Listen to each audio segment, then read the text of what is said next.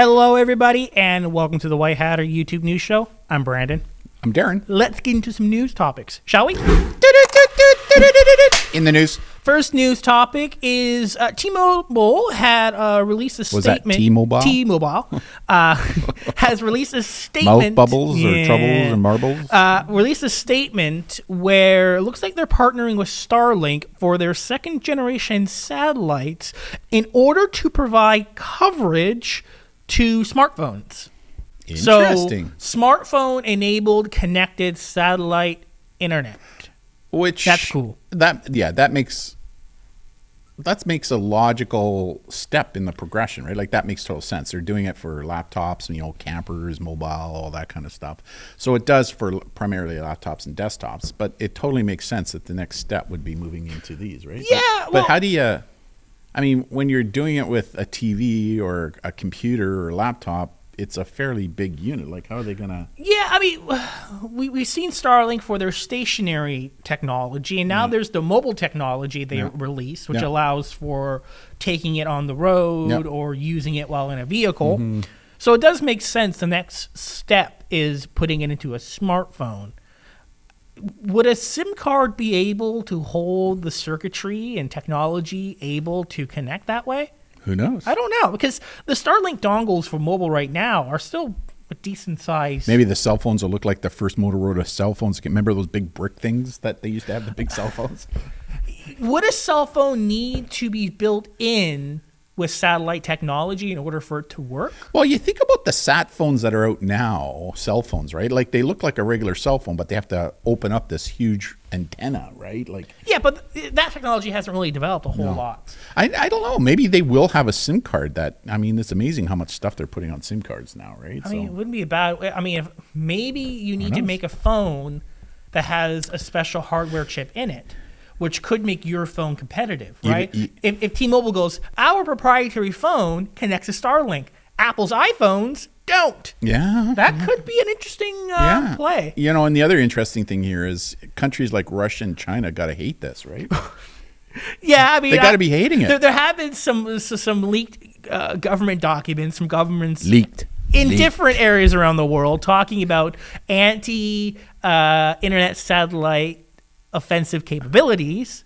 Well, doesn't that put a whole new skew to things? Like if all of a sudden they shoot down or laser a satellite in space. What does that mean geopolitically? I think there are some treaty. I've seen something in regards to there are legal agreements between countries in regards to Six Space Force on them.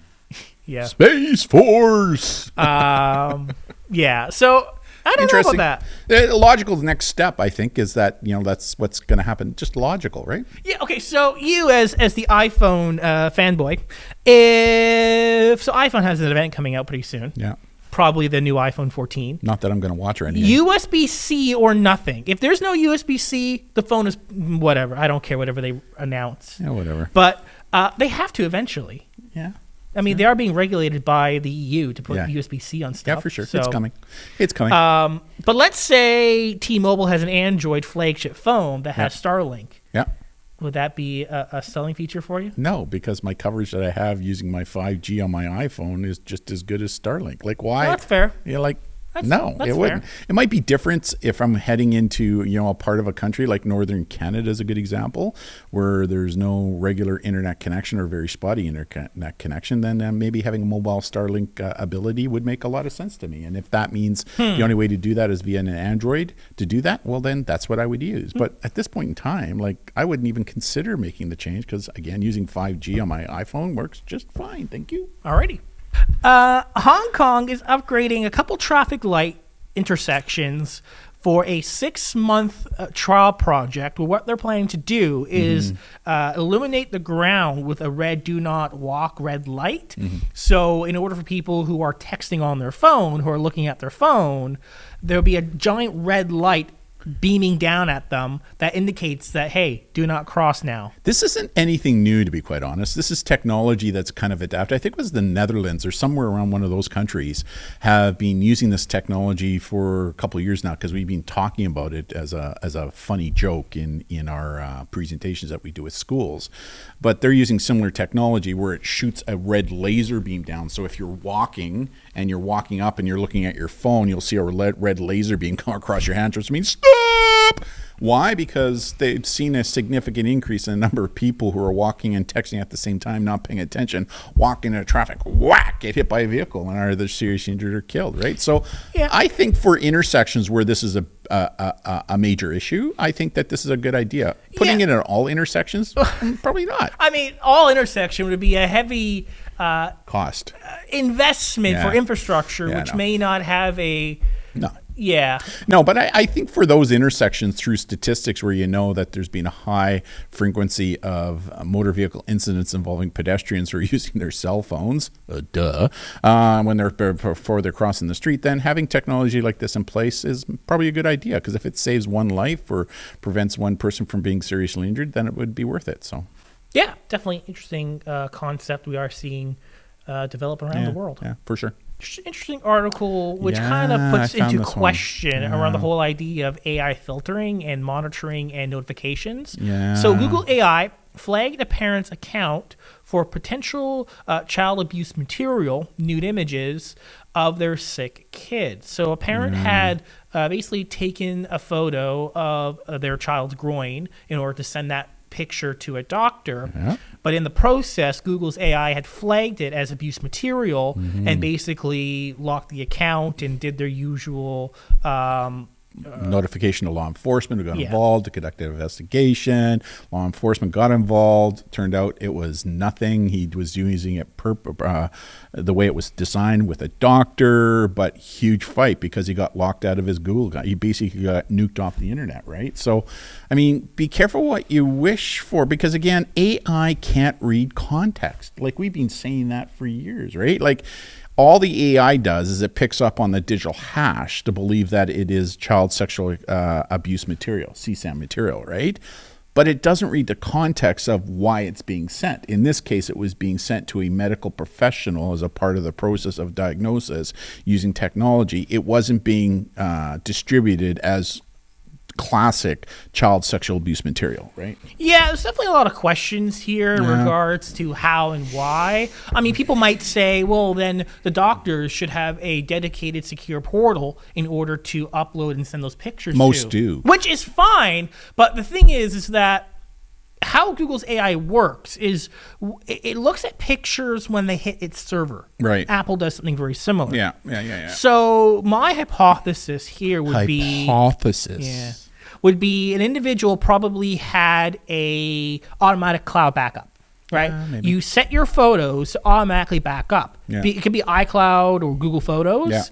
Well, most of these companies, once your photo hits their servers, that's when their scans happen. You're probably right. So although there might be a doctor who ideally has a secure encrypted portal, it doesn't prevent the moment you take the picture anyways, your phone automatically copies a photo and backs up to your iCloud or Google storage.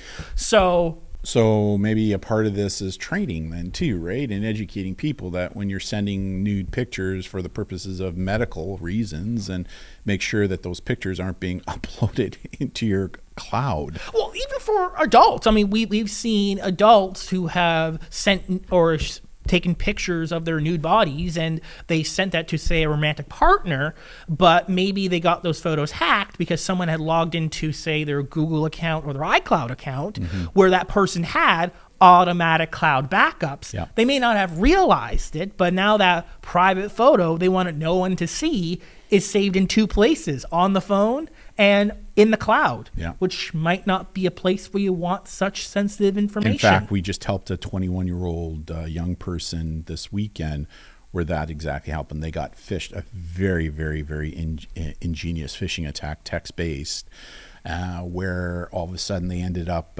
entering their usernames into their Snapchat account, including to the For My Eyes Only, which is basically cloud backup, right?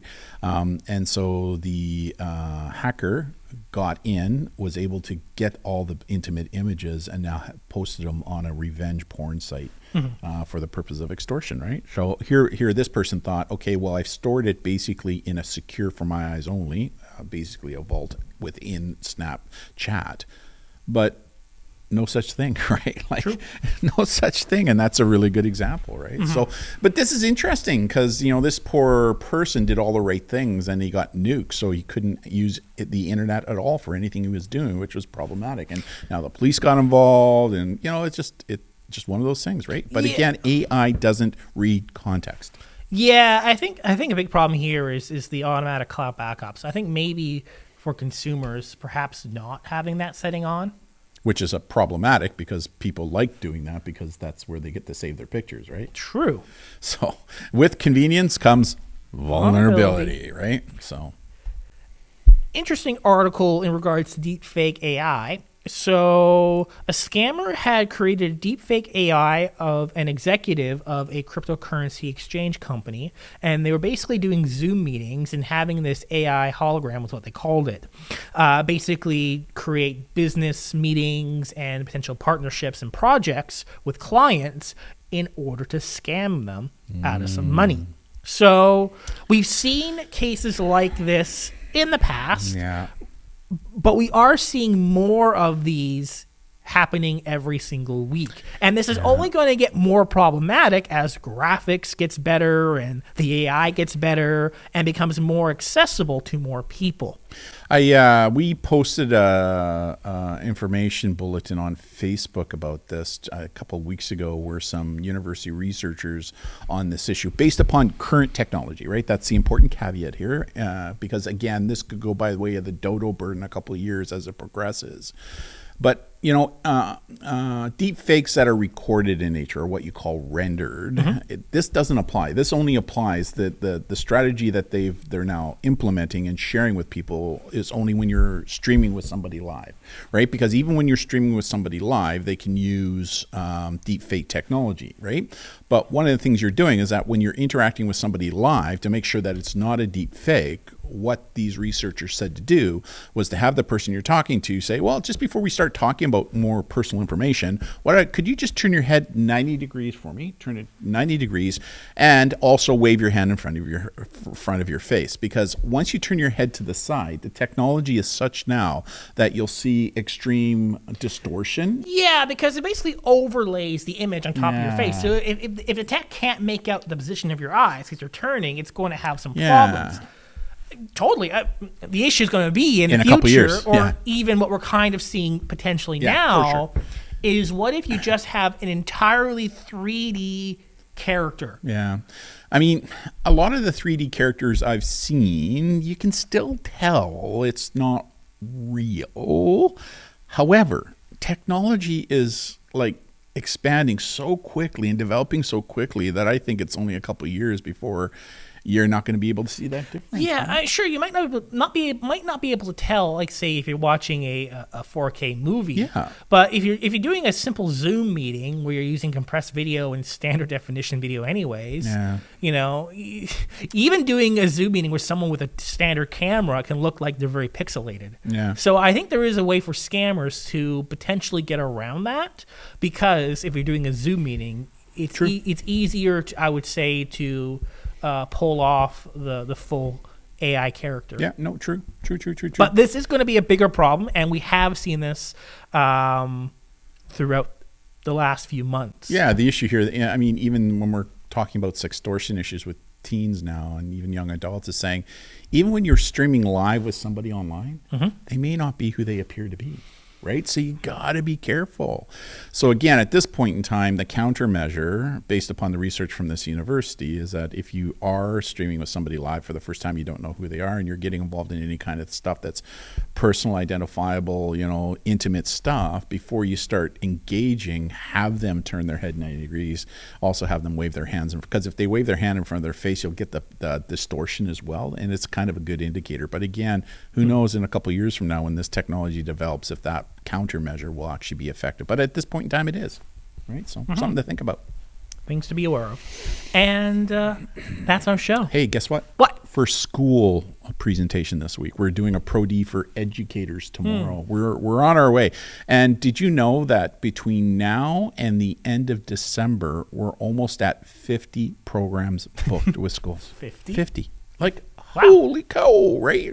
Kind of cool. Really looking forward to this new school year. I've updated all the lesson plans. So with updated information, we do that anyways every year, right? You know, every couple of months, almost every month we go in and update things. I know that you've been doing some cool things as well here at the company, getting ready for the new school year. We'll have a big announcement probably in about a month or so as well. Possibly, with respect to some things that you've been up to, which is kind of cool. And our podcast. We're starting to get a lot of good traction on the podcast right now. Yeah, the newest podcast, just for the people who are watching who've got kids, is Back to School Tech Prep. And in that podcast, we talk about what you can do to get your kids ready to go back to school, especially if they're taking technology with them. So it's not necessarily tech-centric per se, but everything we talk about in that podcast is about their digital well-being, right? Especially if they're using technology. So check it out on our podcast, The White Hatter on the podcast. You can actually find that on our website, which is whitehatter.ca. whitehatter.ca. So thank you, everybody, and we'll see you all next time. see you, everybody. Bye now. Bye-bye.